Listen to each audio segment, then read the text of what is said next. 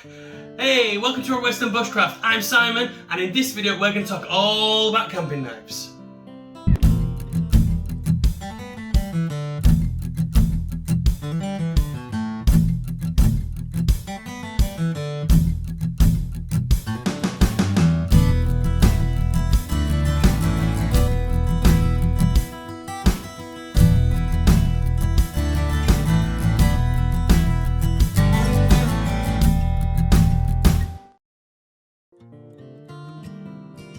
Hi, welcome back. It feels like it's been forever since I last made a video. You know, due to the global pandemic, the lockdowns, the isolations, quarantines, I've not been able to get out to any of my local camp spots. So I thought, I'll just make a video inside. So if the lighting's horrible, if the audio's a bit weird, just bear with me. As soon as I can get back out, I will, I promise. I've got loads of ideas worked up. So last week, I did some promo videos for work, and it kind of got me inspired to come back and make videos for you guys. Unfortunately, we're still under lockdown, we're still in quarantine, so I can't actually get outside, and I really don't like shooting indoors because the lighting's off and the audio's really echoey, but I miss you guys, so bear with me. So today we're going to talk about the different sorts of knives you can get to use camping. Maybe you're looking to buy your first camping knife, maybe you've got one but it doesn't quite fit the bill, maybe you want to expand your collection, maybe it's for a gift, I don't know, let me know what it is in the comments. I'm just going to essentially go through the history of my knife buying process. I'm going to talk about each one, give a little bit review, what I like, what I don't like, what they may be used for, and what I bought them for. This is very much a learning journey for me. I bought my first knife having no clue other than I needed something sharp and pointy. Most people out there, the first knife you'll have will be something like this. A little multi-tool, Victorinox, Swiss Army knife type thing. I remember I was about 8 and my granddad gave me a tiny one and it was shaped like a fish. It was blunt, it was a butter knife essentially, it was about 1 inch long. I loved it. I kept it in my pocket, in my school bag. It was even in my pencil case at school. You know, the things we got away with in the 80s. After that, I went to art college and I needed a sharper knife for sharpening pencils and charcoals and things like that. So again, my granddad gave me an old book knife, like a lock knife. So after watching the likes of Les Stroud and Les Hiddings and Ray Mears, they all had the same sort of fixed blade knife. Now I didn't really know what I wanted or what was available, so I went to my local shooting and hunting shop and I picked up this thing here. This is a Black Fox. Full tang, the nice handle, nice grip, fits my hand beautifully, has a concave blade and a nice fat back. Great angled edge for striking on a ferro rod, stainless steel this one, but with this concave blade, it's really good for processing meat, which isn't really what I used it for. So it never felt comfortable. Most of the stuff I end up doing is wood processing, battening for fire, carving spoons, and yeah, occasionally digging cat holes. Very quickly, I realised it wasn't the right knife, so I ended up picking up a Mora knife.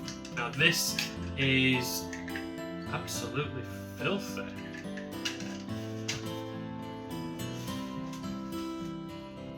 I'd heard lots of good things about Moras. I think I was a scout leader at the time, and they had Moras. They're cheap. And I was of the impression, and this is what I'll advocate for you guys too, they're inexpensive, so you can absolutely beat on them, and if they break, just replace it. So I went for the Mora Rugged. This is a rat tail tang. The metal of the blade only goes halfway into the handle. Unlike the first one, which is the full tang, the metal goes right to the tip. It's the knife profile, the metal is the same as the handle. If you look, it's got the metal strip all the way around. They're the strongest type of knife you can make. So the Mora Rugged, as you can see, it's absolutely filthy. Carbon steel, it pits and stains really easy if you don't look after it. I didn't look after it, so mine's not in the best shape, but I love it. I was at the Bushcraft show a couple of years back, and I picked up this thing here. This is an Anglo Arms, I believe it's called a zebra wood or a zebra handled knife. It fits my hand beautifully. It's got some jimping on the back. It's got a nice drop point. Really cheap, but for the sort of manipulation I do, cutting cords, battening, carving, this thing's gorgeous. Now, So I originally bought this for my daughter. When she was younger, we used to go camping a lot together, spent a lot of time outside. And then she got older, found a phone, so I kept it.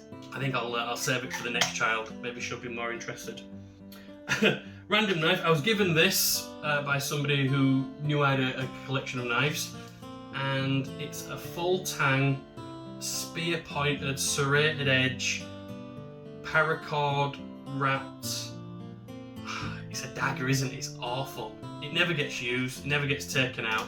Not useful for camping at all. Hunting, maybe, but it's not a camping knife. It's not something you want to use. So stayed well away from that. Moving on, I started getting into foraging and things. So I picked up a little hook knife. This is great for taking stems, berries, small vines and branches. We have pets in the garden, ducks, guinea pigs. We've got stick insects and fish. Not that the fish use it, but most of them take foliage. So when we're out on walks, we collect food with it. The Opinel, I can never pronounce it. French knife, barrel lock. I'm never clear on the law with this. With the barrel lock, it's a locking knife, so it's not an everyday carry, but it's not a mechanical lock, so some places are quite flexible. Either way, don't carry it as an everyday, because if you get stopped, they're not happy with them, as far as I'm aware. If you know different, please let me know in the comments. I would love to know the definitive answer if anybody has it. But it's a gorgeous knife, super useful. I usually have them in bug out bags, kit bags. I actually bought about 4 of them, and I give them away to, if I take friends camping for the first time, I just pass them on because they're lovely little knives. Not intimidating, great gifts, great stocking fillers. And then moving on to the last knife. This was a custom knife that a friend made me. A couple of years ago he started his own forge, and we were talking about what a good camping knife would be. We discussed profiles, we measured hand measurements, and he made this. So Max Stark out there, I'll try and leave comments and links and things to your pages and stuff. Full tang, riveted through, eyelet at the back, great for battening wood. I can chop trees down with it. Nice spear point, that is beautiful. It isn't the most refined knife, Max, I'm sorry. The work you do now is phenomenal, but as almost a prototype, I believe it's one of your first production knives, I guess we can call it. It is amazing, and the more I use it, the better it feels. I'm so in love with this knife. So if you're looking to get a reasonably priced, custom made knife, give Max a shout. The guy works wonders. But it's beautiful, isn't it? So you tuned into this video to find out the best camping knife for you, and we've spoken about custom made knives, budget knives, hunting knives, fixed blade, folding, locking, but unfortunately none of these are the best knife for you. The best knife for you is this little man here.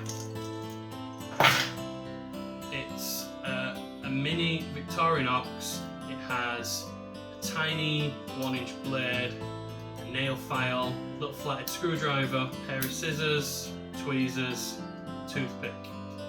Comes on a keyring. It costs 15 quid or something like that. It goes with me absolutely everywhere. Whether I'm, I don't know, cutting cord, opening packages, taking backs off things to put new batteries in for remotes and toys and whatnot, threads coming off your clothes, plastic tags, hell, even cutting my fingernails. You don't realise how often you need a knife like that until you put it on your keys and you live with it. I would almost throw all of this away just to keep that one knife. Any of the others, if they broke, they're damaged, I'd replace them. If I lost this, I'd go out the same day to buy a new one. I could not live without that. So, to summarise for this video, the ultimate knife for you to carry is this guy here. He may not be the biggest, may not be the strongest, he may not even be the best, but he's reliable and he's there for you. So, on that note, I will say thank you and goodbye. If you like this video, I'd like you to smash the like button. If you didn't enjoy it, thought it was a waste of your time, hit that thumbs down button. Although why you've got this far and not enjoyed it, I'll never know. Thanks for anyway. For more great content up here, for some other videos. I'm sure there's something down there. And if I'm in the middle, I guess that means the compass will be over here. So thank you so much for watching, and I'll see you in the next one. Bye-bye. The ultimate knife for you to carry is this guy here. Oh!